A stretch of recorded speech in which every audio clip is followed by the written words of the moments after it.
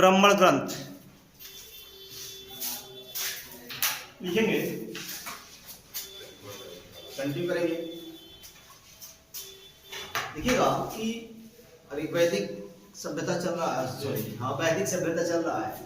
और वैदिक सभ्यता आप जानते ही हैं कि 1500 से 1000 और 1000 से 600, 1500 से 1000 और 1000 से 600, अर्थात 1500 से 600 ईसा पूर्व के बीच का काल को माना जाता है।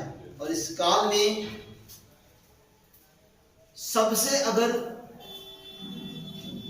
समाज में व्याप्त कर गया कुरीति तो वह 600 बीसी में। कब? 600 बीसी में, अर्थात 600 बीसी का जो कालखंड है, इसी कालखंड में पुरुष मेध यज्ञ, अर्थात यज्ञ में पुरुषों की बलि, आदमी की बलि दी जाने लगी। और आदमी की जब बलि दी जाने लगी तो आप सोच सकते हैं कि जिस यज्ञ में आदमी की बलि दी जा रही हो, जिस हवन में कर्मकांडी व्यवस्था, जिस पूजा पाठ में कर्मकांडी व्यवस्था व्याप्त कर जाए, शायद वह समाज टूटने का कारण होता है। और इसके पश्चात किसी अन्य धर्म का अभ्युदय होता है, और अभ्युदय का शाब्दिक अर्थ जन्म होना होता है, अर्थात धर्म सुधार आंदोलन होने पर धर्म सुधार आंदोलन करने को लोग मजबूर हो जाते हैं। क्लियर? देखिएगा इसको, ब्रह्म ग्रंथ यह करता है, क्या करता है जी? यह व्याख्या करता है, यह व्याख्या करता है, यह व्याख्या करता है, आख्यान देता है, आख्यान देता है,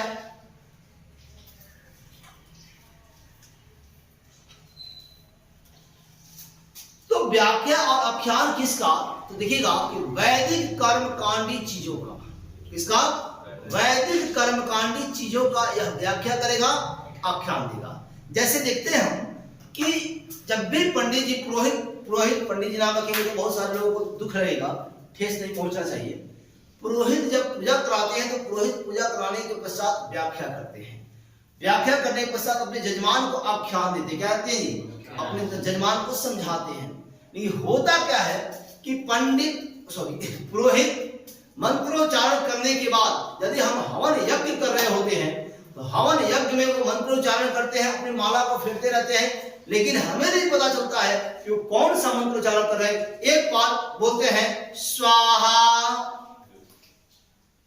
हम भी क्या बोलते हैं जी? स्वाहा। अर्थात बाकी मंत्रोच्चारण के बारे में हमें पता नहीं चलता है, और यही बातें कही गई गद और पद अर्थात यजुर्वेद में। क्लियर? इसको लिखेंगे आगे। वैदिक कर्मकांडी चीजों को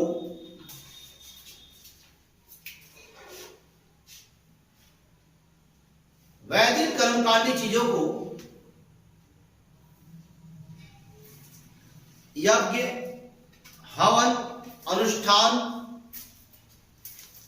वैदिक कर्मकांडी चीजों को यज्ञ, हवन, अनुष्ठान, यज्ञ, हवन, अनुष्ठान, समस्त चीजों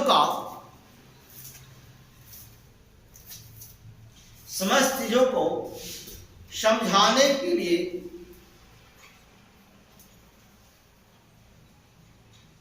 समस्त चीजों को समझाने के लिए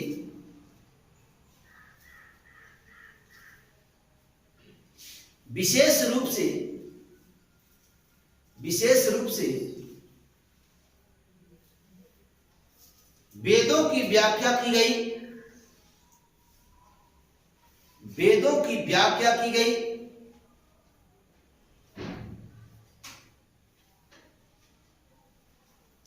यही ब्राह्मण ग्रंथ कहलाता है, यही ब्राह्मण ग्रंथ कहलाया, यही ब्राह्मण ग्रंथ कहलाया। क्लियर?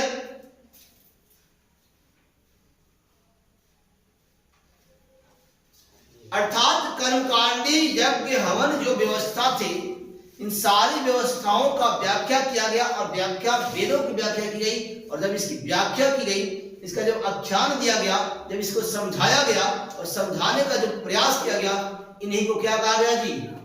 ब्राह्मण ग्रंथ कहा गया। अगला पॉइंट, ब्राह्मण ग्रंथ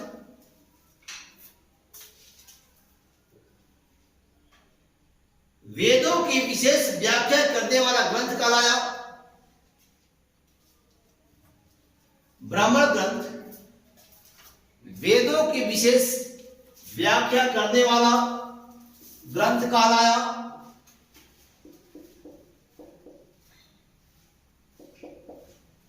ग्रंथ कहलाया। क्या कहलाया जी? ग्रंथ कहलाया।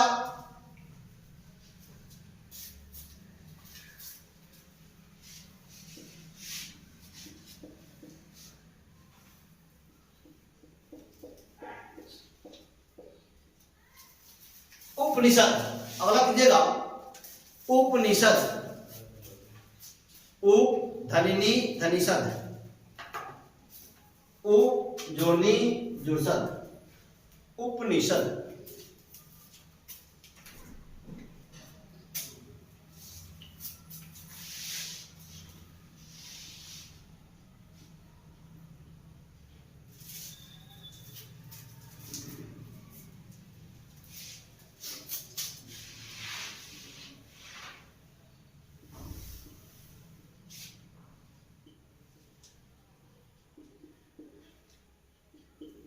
अब देखिएगा उपनिषद, उप मतलब समीप, नि ध्यान पूर्वक, सद बैठना अर्थात गुरु के समीप, अर्थात गुरु के समीप बैठना। बैठना मतलब किसके समीप बैठना जी? गुरु के समीप बैठना। गुरु के समीप बैठना। अब देखिएगा कि उस समय ज्ञान प्राप्ति हेतु लोग गुरु के समीप बैठते थे, आश्रम में जाते थे। आश्रम जाकर के गुरु के समीप बैठकर गुरु की सेवा करके ज्ञान अर्जन करते थे, और यही कहलाया क्या जी? उपनिषद। देखेंगे गुरु के पास ज्ञान की प्राप्ति के लिए गुरु के पास ज्ञान की प्राप्ति के लिए जाना, ज्ञान की प्राप्ति के लिए जाना,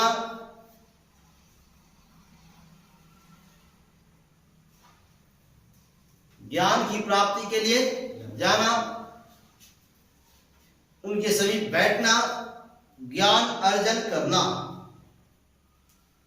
उनके समीप बैठकर ज्ञान अर्जन करना, ज्ञान अर्जन करना।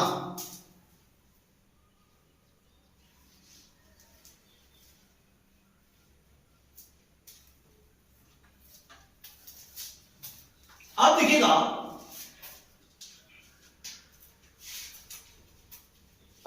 अगला पॉइंट, उपनिषद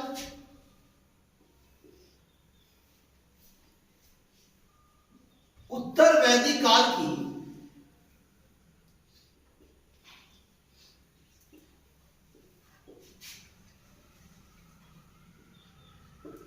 रचना है। उपनिषद उत्तर वैदिक काल की रचना है। उत्तर वैदिक काल की रचना है।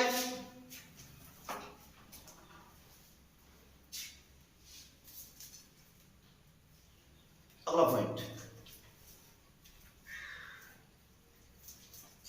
उपनिषदों की कुल संख्या, अर्थात उपनिषद की कुल संख्या लिखेंगे।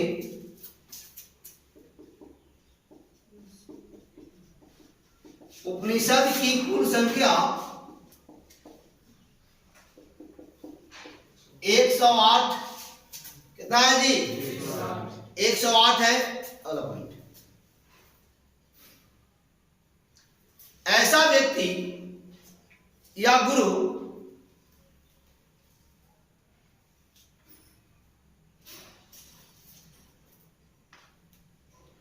जो समस्त उपनिषदों का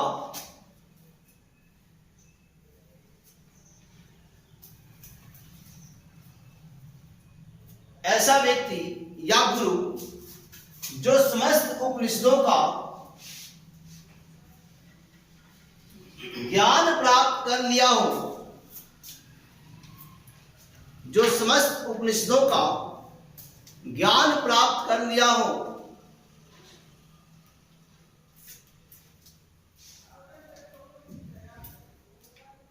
वह अपने नाम के पहले, वह अपने नाम से पहले 108 का प्रयोग करता था।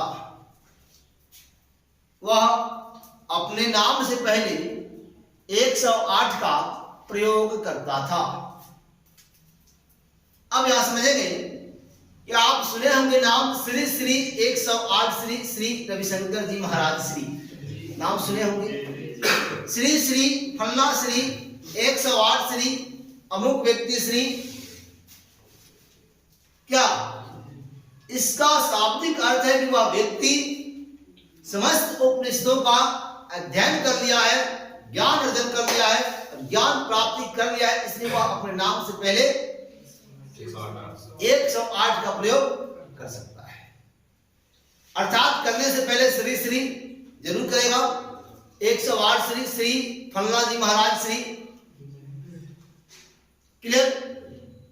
ये हम लोग देखते भी हैं, कहीं यज्ञ हवन होता है, कहीं बड़े यज्ञ की तैयारी चलती है, तो उसमें जब पोस्टर बैनर वगैरह बनते हैं तो उस पोस्टर बैनर पे स्पष्ट शब्दों में लिखा जाता है श्री श्री 108 श्री फलना जी महाराज श्री पधार रहे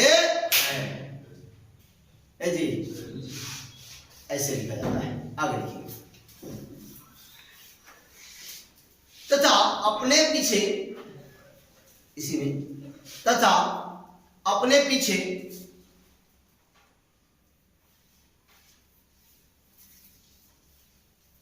एक और अलंकरण, एक और अलंकरण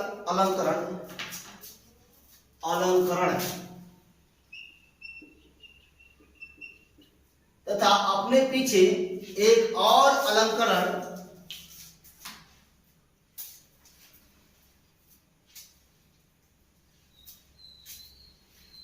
हो गया, लगाता था।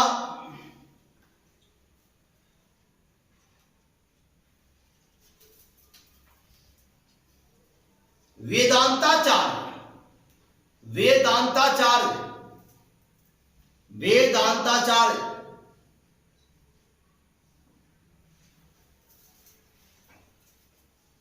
अब देखिएगा कि वेदांताचार्य का मतलब क्या होता है। वेदांताचार्य का मतलब क्या होता है कि वह व्यक्ति उपनिषदों के साथ साथ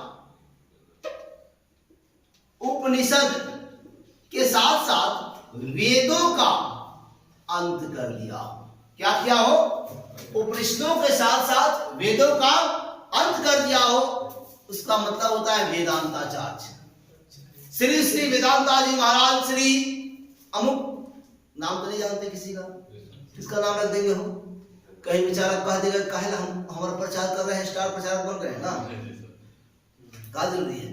वेदांता जी महाराज श्री पधार रहे हैं, आ रहे हैं महाराज, काहे ना भैया? कर्म कांड कराने के लिए, यज्ञ हवन कराने के लिए। क्या आगे एक आचार्य का नाम हमने सुना कि उनका नाम, हम एक जगह गए हुए थे सर्वे करने के लिए, आपको पता ही है, सर्वे कर रहे थे। सर्वे में जब उनका नाम आया सामने, तो जो गवर्नमेंट के द्वारा दी गई परफॉर्मा थी, जो खाका था, वो खाका छोटा पड़ गया, जबकि हम खुद छोटा लिखते हैं, वो छोटा पड़ गया। सोचिए, उनका नाम इतना बड़ा था लेटर कि वो छोटा पड़ गया, फिर उसमें डबल करना पड़ा। वन लाइन में तो आया ही नहीं। सोचिए, लगातार अपने आचार्य के बारे में बोल रहे थे, बाद में नाम लिखा छोटी सुनाओ, ज्ञानी व्यक्ति है, बहुत ज्ञानी व्यक्ति है। चलिए देखिए आगे, उपनिषद को वेदांत कहा जाता है।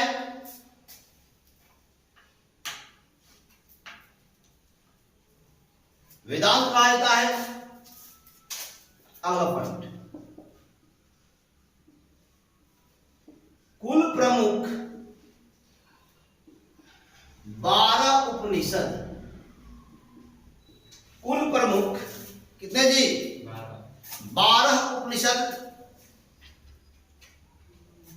माना गया है।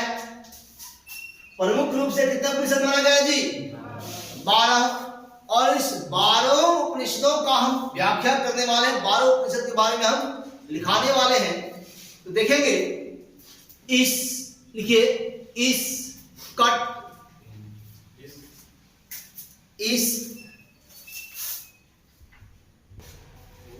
देखिएगा, प्रमुख रूप से 12 उपनिषदों की चर्चा की गई है। प्रमुख रूप से ऐसे उपनिषद कितने हैं जी? ऐसे उपनिषद 108। उपनिषद कितने? 108। प्रमुख कितने? 12। प्रमुख कितने? 12। और 12 उपनिषद यहाँ देखेंगे, क्या जी? कट, केन, प्रश्न, मांडव, मांडव्य, ऐत्रेय, तैत्रेय, कौशिकित्व, बृहदारण्यक, श्वेताश्वतर और छांदोग्य उपनिषद। छांदोग्य उपनिषद, क्लियर? ये 12 उपनिषद है। अब देखिएगा कि हम चर्चा करते हैं सत्यमेव जयते की। क्या? जो सत्यमेव जयते हमारे भारत का आदर्श वाक्य है। क्या है जी? भारत का आदर्श वाक्य है सत्यमेव जयते। और जैसे ही हम अशोक स्तंभ देखते हैं, उस पर लिखा होता है मोटे अक्षरों में, मोटे लेटर में कि सत्यमेव जयते। क्या क्या लिखा होता है जी? सत्यमेव जयते। सत्यमेव जयते, जाते रहिए। आगे देखिएगा, हाल ही में पाली, लिखेंगे, हाल ही में पाली,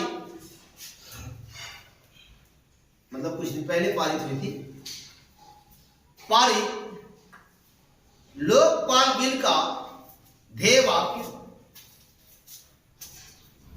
लोकपाल बिल का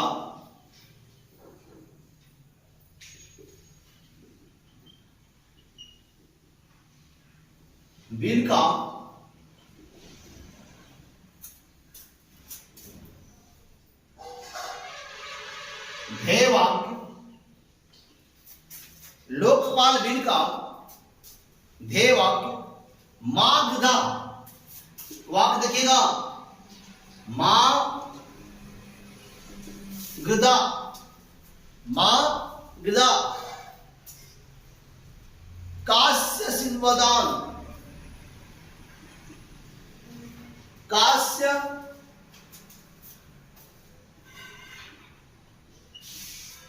शिवदान, कास्य सुदान। देखिएगा, ये जो लिया गया है, यह किस उपनिषद में लिया गया है? यह जो है मागधा, कास्य सुदान, यह कहां से लिया गया है? देखिएगा, ईसा वाक्य उपनिषद। कहां से? ईसा वाक्य उपनिषद से। कहां से लिया गया है जी? ये जो लिया गया है, यह लिया गया कहां से? ईसा वाक्य, ईसा वाक्य उपनिषद, ईसा वाक्य वाक्योपनिषद,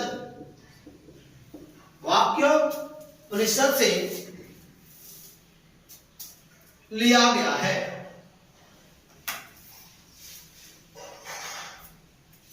क्लियर? अब यहां देखेंगे, कास्य शिवदान का शाब्दिक अर्थ क्या होता है? इसका अर्थ होता है, किसी की धन की लालसा मत करो, किसी की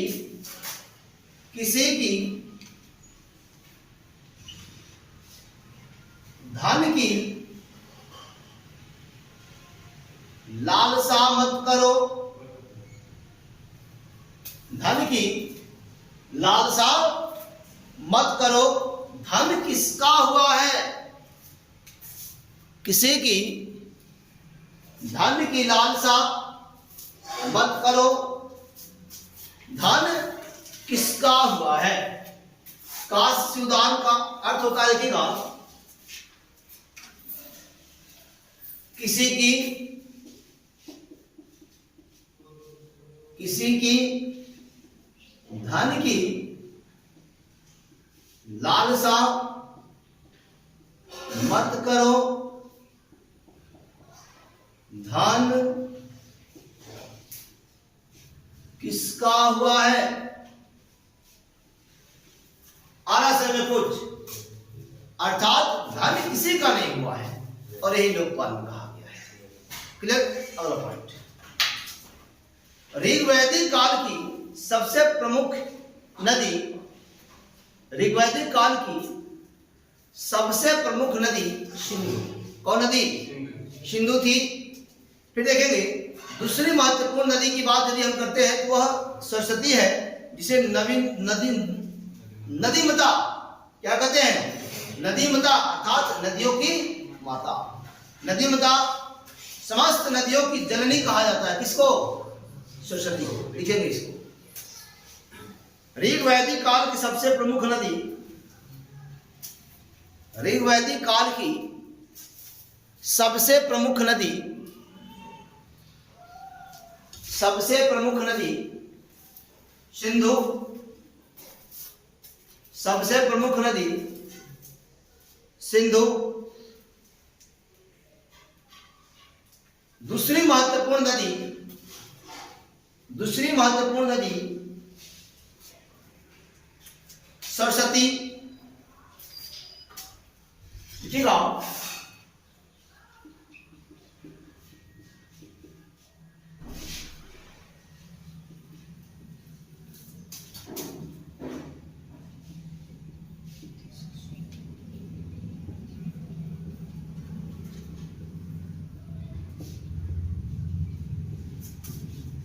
सबसे महत्वपूर्ण कौन सी? सिंधु। दूसरी देखिएगा, दूसरी महत्वपूर्ण कौन जी? सरस्वती नदी, जिसे कहा गया है नदीमता।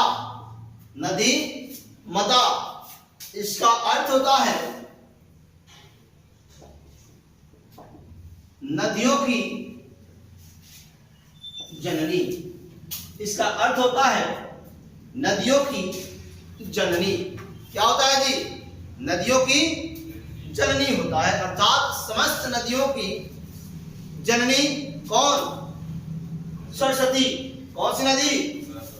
सरस्वती नदी समस्त नदियों की जननी। अगला पॉइंट देखेंगे हम, दशराग युद्ध की चर्चा हम पहले कर चुके हैं ऑब्जेक्टिव क्लास में। दशराग युद्ध भरत और सुदास के बीच हुआ था। इसके बीच भरत और सुदास के बीच हुआ था। भरत जन के राजा भरत के बीच हुआ था। देखिएगा, सुदास ने अपने पुरोहित विश्वामित्र, भरत जन के राजा थे सुदास, क्या थे? भरत जन के राजा सुदास थे, और सुदास ने अपने पुरोहित विश्वामित्र को राजपाट से निकाल दिया। ठीक, जैसे आप मौर्जा पढ़ेंगे तो मौर्जा में देखिएगा कि नंद वंश का जो अंतिम शासक था, उन्होंने चंद्रगुप्त मौर्य को अपमानित किया, कौटिल्य को अपमानित किया। किसको? कौटिल्य को अपमानित किया।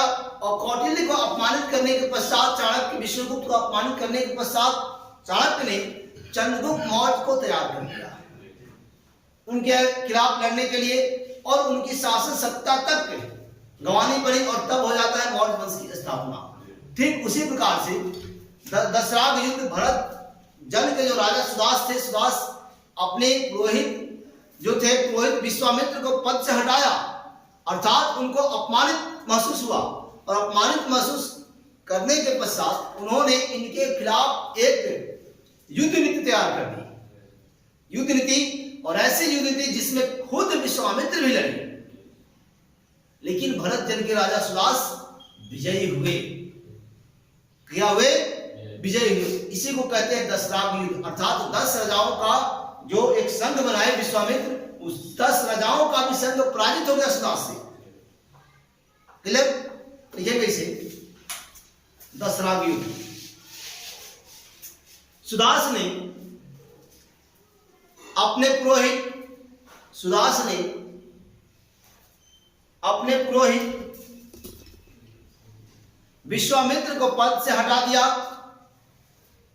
पुरोहित विश्वामित्र को पद से हटा दिया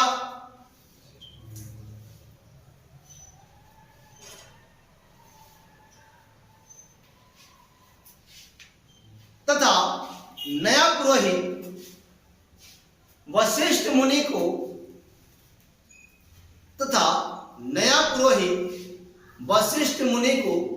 बनाया। नया पुरोहित वशिष्ठ मुनि को बनाया। क्लियर?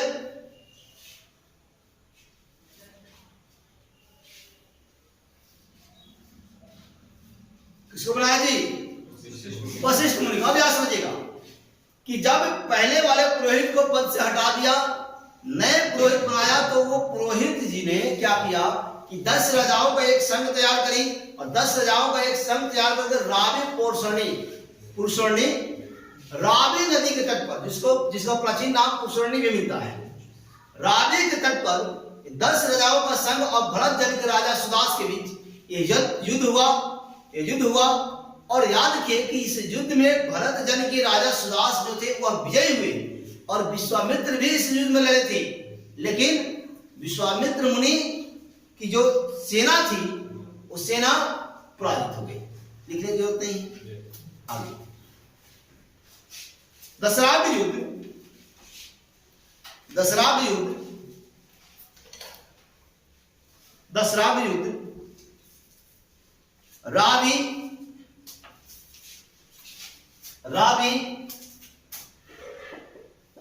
रावी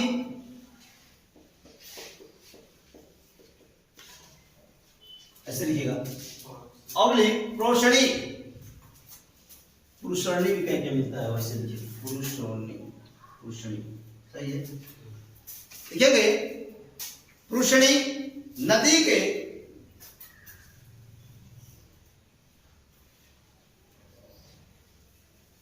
के तट पर लड़ा गया।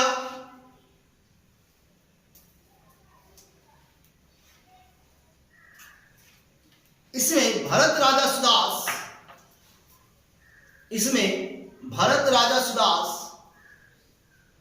विजयी हुए।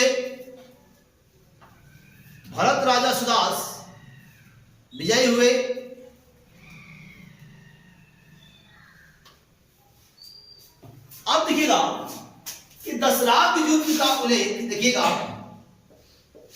दशराग युद्ध का उल्लेख ऋग्वेद के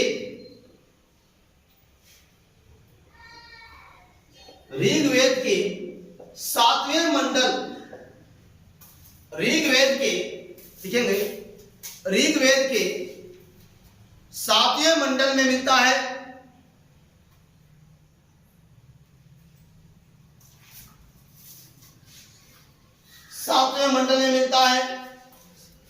मूलतः भरत राजा सुदास, देखेंगे यहां समझ लेंगे, मूलतः भरत राजा सुदास त्रित्सु वंश के, किस वंश के?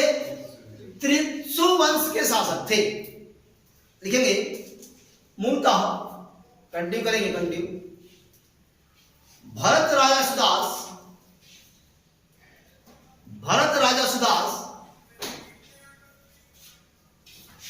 त्रित्सु वंश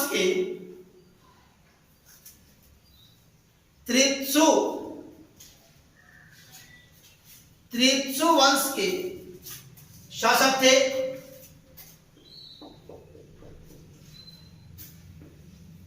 त्रित्सु वंश से संबंध रखते थे। अगला पॉइंट, अब देखिएगा कि अथर्ववेद में भूमि को माता कहा गया है। मेरा प्रश्न भी था, हमने कई बार इस प्रश्न को उछाला भी, भूमि को माता किस वेद में कहा गया है? क्लियर? लिखेंगे अथर्ववेद में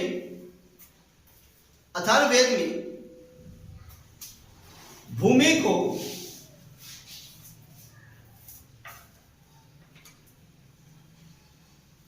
माता कहा गया है।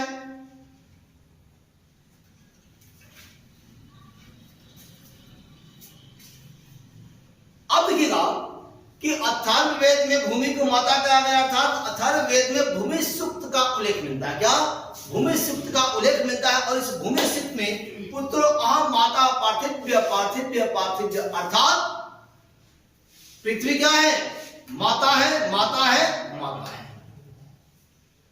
अथर्ववेद में भूमि सूक्त का उल्लेख मिलता है और भूमि सूक्त में कहा गया है कि पुत्रो, देखिएगा, पुत्रो अहम माता, पुत्रो अहम माता पार्थिव्य पार्थिव्य पार्थिव्य, अर्थात माता के समान, माता के रूप में अथर्ववेद में भूमि को माता माना गया है और भूमि सूक्त का उल्लेख भी अथर्ववेद में मिलता है।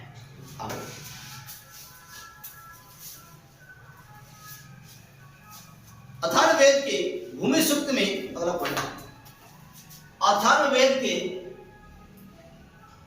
भूमि सूक्त में, अथर्ववेद के भूमि सूक्त में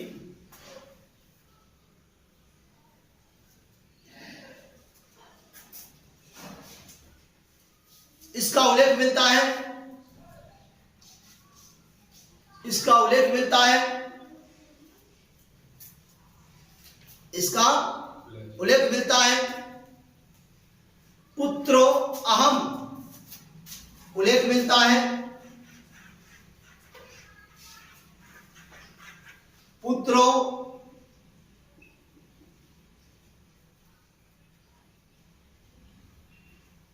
अहम, पुत्रो अहम माता,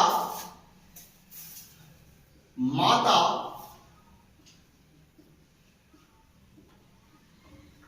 पार्थिव्य पार्थिव्य पार्थिव्य। देखिएगा ऊपर क्यों कर दिए ना, हो पार्थिव्य पार्थिव्य पार्थिव्य। क्लियर? चलिए, अर्थात अर्थात मैं पुत्र हूं, अर्थात मैं पुत्र हूं, मेरी माता, मेरी माता पृथ्वी है, पृथ्वी है, पृथ्वी है, अर्थात मैं पुत्र हूं, मेरी माता पृथ्वी है, पृथ्वी है, पृथ्वी है। आज इसी के साथ लेते हैं विदा, होंगे कल ठीक अपने टाइम पे उपस्थित ऋग्वैदिक काल के साथ। जय हिंद, जय भारत, भारत माता की जय।